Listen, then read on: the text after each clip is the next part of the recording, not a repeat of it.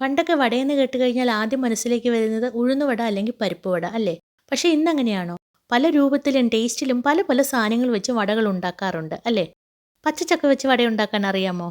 ഇല്ലെങ്കിൽ എങ്ങനെയാണ് ഉണ്ടാക്കുന്നതെന്നുള്ള വീഡിയോ ഈ ചാനലിലുണ്ട്. ലിങ്ക് ഡിസ്ക്രിപ്ഷനിൽ കൊടുക്കാം. കണ്ടിട്ടില്ലെങ്കിൽ ഒന്ന് കണ്ടു നോക്കുക കേട്ടോ. അതുപോലെ തന്നെ കുറച്ച് വ്യത്യസ്തമായ ഒരു വടയാണ് ഇന്നും. ഒരു മധുരവട. കണ്ടില്ലേ? ഇതിൻ്റെ ഉള്ളൊക്കെ നല്ല സോഫ്റ്റ് ആണ്. പുറമേ കുറച്ച് ക്രിസ്പി ആയിട്ട് വരും. വളരെ എളുപ്പത്തിൽ തയ്യാറാക്കാനും പറ്റും. എങ്ങനെയാണ് തയ്യാറാക്കുന്നതെന്ന് നോക്കിയാലോ? ഫ്രണ്ട്സ്, ഞാൻ ലിൻഡ വർഗീസ്. വീഡിയോയിലേക്ക് എല്ലാവർക്കും സ്വാഗതം. ഈ ഒരു മധുരവട തയ്യാറാക്കാനായിട്ട് നമുക്ക് പ്രധാനമായിട്ട് വേണ്ടുന്നത് ഏത്തപ്പഴമാണ്. അത്യാവശ്യം നന്നായിട്ട് പഴുത്ത ഏത്തപ്പഴം തന്നെയാണ് ഇത് ഉണ്ടാക്കാൻ ഏറ്റവും നല്ലത്. ആദ്യം ഇതൊന്ന് പുഴുങ്ങിയെടുക്കണം. ഞാനിവിടെ 5 ഏത്തപ്പഴമാണ് എടുത്തിരിക്കുന്നത്. 5 ഏത്തപ്പഴം വെച്ച് തയ്യാറാക്കുമ്പോൾ ഏതാണ്ട് 30-35 വട വരെ നമുക്ക് തയ്യാറാക്കിയെടുക്കാൻ പറ്റും. ഇത് നന്നായിട്ട് പുഴുങ്ങിയെടുത്തതിന് ശേഷം തണുത്തിട്ട് തൊലിയൊക്കെ മാറ്റി ഒരു പാത്രത്തിലേക്ക് ഇട്ട് നന്നായിട്ടൊന്ന് ഉടച്ചെടുക്കണം. ഈ വീഡിയോ മുഴുവനും കണ്ടതിന് ശേഷം നിങ്ങൾക്ക് ഇഷ്ടമാവുകയാണെങ്കിൽ ലൈക്ക് ചെയ്യാനും ഷെയർ ചെയ്യാനും നിങ്ങളുടെ അഭിപ്രായങ്ങൾ പറയാനും മറക്കരുത് കേട്ടോ. ചാനൽ സബ്സ്ക്രൈബ് ചെയ്യാതെ ആരെങ്കിലും കാണുന്നുണ്ടെങ്കിൽ സബ്സ്ക്രൈബ് ചെയ്ത് തൊട്ടടുത്ത് കാണുന്ന ബെല്ല് ഓളാക്കി വെച്ചാൽ പുതിയ വീഡിയോ ഒക്കെ നിങ്ങൾക്ക് വേഗം നോട്ടിഫിക്കേഷൻ കിട്ടുകയും ചെയ്യും.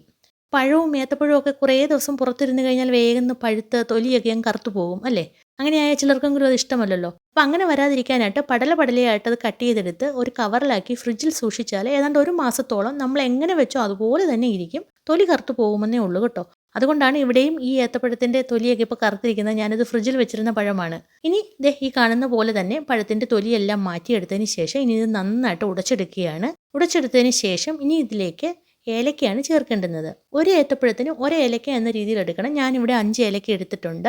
നന്നായിട്ടൊന്ന് പൊടിഞ്ഞു കിട്ടാനായിട്ട് കുറച്ച് പഞ്ചസാരയും കൂടി ചേർത്താണ് പൊടിച്ചെടുക്കുന്നത്. അതും കൂടി ഇതിലേക്ക് ചേർത്തതിന് ശേഷം പിന്നെ ഇതിലേക്ക് വേണ്ടുന്ന തേങ്ങയാണ്. 2.5 കപ്പ് തേങ്ങയാണ് ചേർക്കുന്നത്. അതും ഇതുപോലെ 1 ഏത്തപ്പഴത്തിന് 1/2 കപ്പ് തേങ്ങ എന്ന രീതിയിൽ വേണം ചേർക്കാനായിട്ട്. അതുപോലെ തന്നെ ഗോതമ്പ് പൊടിയും 2.5 കപ്പ് ഗോതമ്പ് പൊടിയും കൂടെ ചേർക്കുക. പിന്നെ 1/2 ടീസ്പൂൺ സോഡാ പൊടിയും ടേസ്റ്റിന് ആവശ്യമായ ഉപ്പും ഏതാണ്ട് 1/2 ടീസ്പൂൺ ചേർക്കുമ്പോഴേക്കും കറക്റ്റായിട്ട് വരും. ഇനി ഇതിലേക്ക് മധുരത്തിന് ആവശ്യമായിട്ട് ശർക്കരപ്പാനിയാണ് ചേർക്കേണ്ടുന്നത്. ഞാനിവിടെ 250 ml കപ്പിന് 1 കപ്പാണ് ചേർത്തിരിക്കുന്നത്. അത്യാവശ്യം നന്നായിട്ട് കട്ടിയിൽ കുറുക്കിയെടുത്ത ശർക്കരപ്പാനിയാണിത്. ആദ്യം ഒന്ന് അലിയിച്ച് മണ്ണും പൊടിയൊക്കെ മാറ്റിയതിന് ശേഷമാണ് ഇത് കുറുക്കിയെടുത്തിരിക്കുന്നത്. ഏത്തപ്പഴത്തിന് എത്രത്തോളം മധുരമുണ്ട്, നിങ്ങൾക്ക് മധുരം എത്രത്തോളം ഇഷ്ടമാണ് അതനുസരിച്ച് വേണം മധുരം ചേർക്കാൻ. എന്നാലും ചേർക്കുമ്പോൾ കൂടി പോകണ്ട, കാരണം ഇത് കുഴച്ചെടുക്കുമ്പോൾ അധികം ലൂസായി പോകും. ഇനി ഇതെല്ലാം കൂടെ നന്നായിട്ടൊന്ന് കൈകൊണ്ട് തന്നെ ഇളക്കി യോജിപ്പിച്ചെടുക്കുക. ഇളക്കിയെടുക്കുമ്പോൾ ഇത് ലൂസായിട്ട് തോന്നുകയാണെങ്കിൽ തുല്യ അളവിൽ തേങ്ങയും ഗോതമ്പ് പൊടിയും കൂടി ചേർത്ത് ഇളക്കിയെടുത്താൽ മതി. കാരണം ഇതിലേക്ക് ചേർത്തിരിക്കുന്ന പഴം എത്രത്തോളം പഴുത്തതാണ്, ശർക്കരപ്പാനി എത്രത്തോളം കട്ടിയുള്ളതാണ് എന്നതനുസരിച്ചാണ് ഇത് കുഴച്ചെടുക്കുമ്പോൾ ഇതിൻ്റെ ഒരു തിക്നെസ് വരുന്നത്. ഇനി ഇത് അധിക സമയമൊന്നും റെസ്റ്റ് ചെയ്യാനൊന്നും വെക്കേണ്ട ആവശ്യമില്ല. കുഴച്ചെടുത്താൽ ഉടനെ തന്നെ നമുക്ക് വട ഉണ്ടാക്കിയെടുക്കാം. കൈകൾ രണ്ടും ചെറുതായിട്ടൊന്ന് നനച്ചതിന് ശേഷം നമുക്ക് ഇഷ്ടമുള്ള ഷേപ്പാക്കി എടുത്ത് വടകൾ തയ്യാറാക്കാം. ഞാനിപ്പോൾ ഉഴുന്നുവടയുടെ ഷേപ്പിലാണ് എടുത്തിരിക്കുന്നത്. തയ്യാറാക്കുമ്പോൾ മീഡിയം ഫ്ലെയിമിൽ വേണം തയ്യാറാക്കി എടുക്കാനായിട്ട്. ഇല്ലെങ്കിൽ പുറമേ അങ്ങ് വേഗം കരിഞ്ഞു പോകും, ഉൾവശം വേകാതെയും ഇരിക്കും.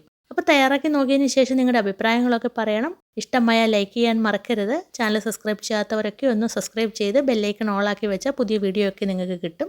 മറ്റൊരു നല്ല റെസിപ്പിയുമായിട്ട് നമുക്ക് വേഗം കാണാമെന്ന പ്രതീക്ഷയോടെ സൈനിങ് ഓഫ്, ലിൻഡ വർഗീസ്.